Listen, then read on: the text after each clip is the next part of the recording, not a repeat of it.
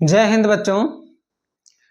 देखिए बोर्ड पर आप जो क्वेश्चन देख रहे हैं ये आज का बहुत ही इम्पोर्टेंट क्वेश्चन है। आज के जो टॉपिक है बहुत ही इंटरेस्टिंग टॉपिक है। इस टॉपिक को समझना बहुत ही आवश्यक है आप लोग के लिए।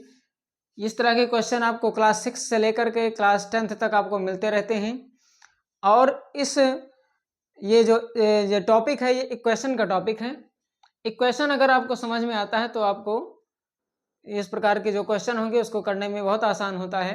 अन्यथा अगर आपको समझ में नहीं आया तो ऐसे क्वेश्चन को सॉल्व करने में आपको बहुत ही प्रॉब्लम होती है। तो यहाँ पर आपको ध्यान से समझना है कि इक्वेशन को कैसे हम सॉल्व करते हैं। तो यहाँ देखिए आपका जो इसका इक्वेशन नंबर 1 है क्वेश्चन का, सॉल्व द फॉलोइंग इक्वेशन, यानी ये जो इक्वेशन दिया गया है इसको हमें सॉल्व करना है। निम्नलिखित समीकरण को हल कीजिए। ये समीकरण है, इसको समीकरण कहते हैं और इंग्लिश में इक्वेशन कहते हैं।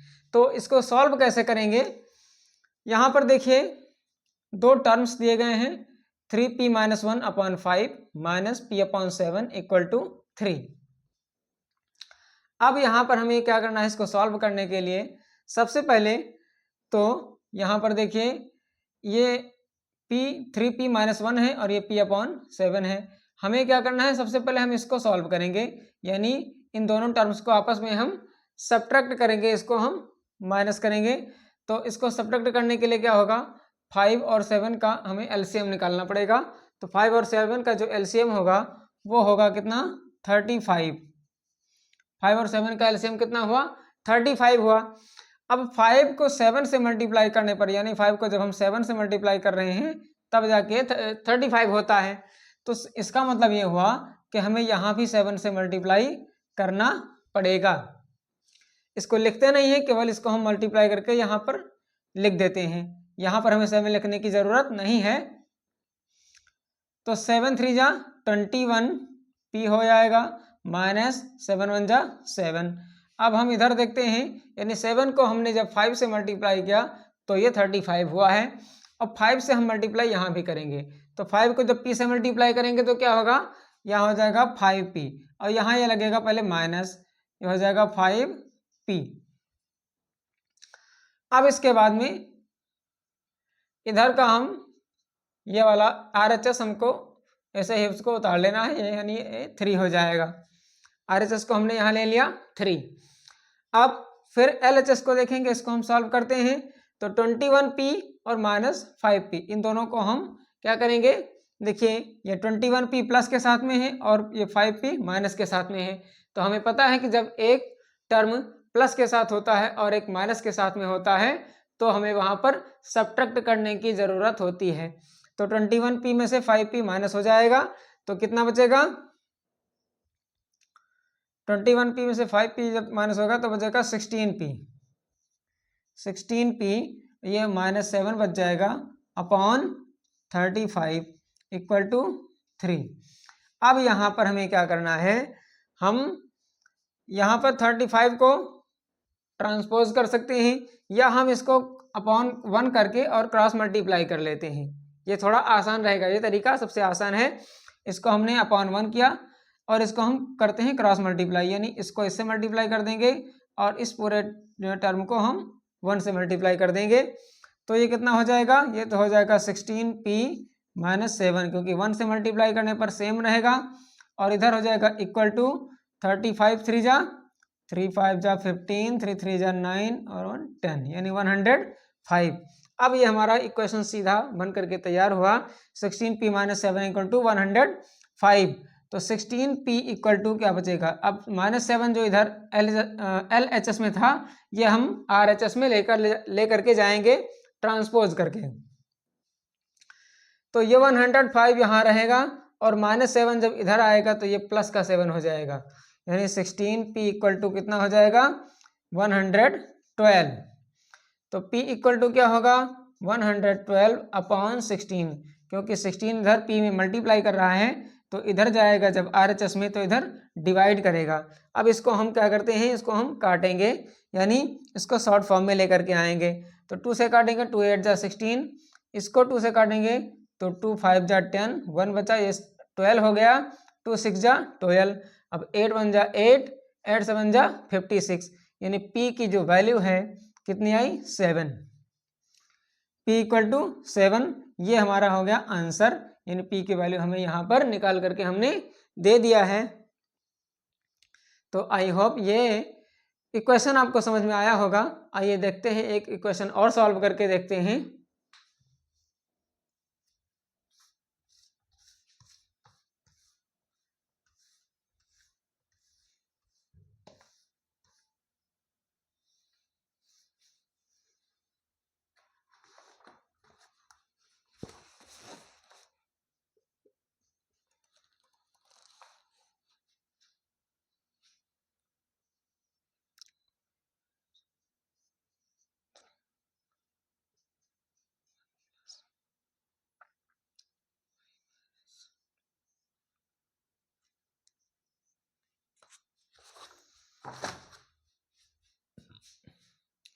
तो आइए देखते हैं इसका क्वेश्चन नंबर 2, इसको भी हमें सॉल्व करना है।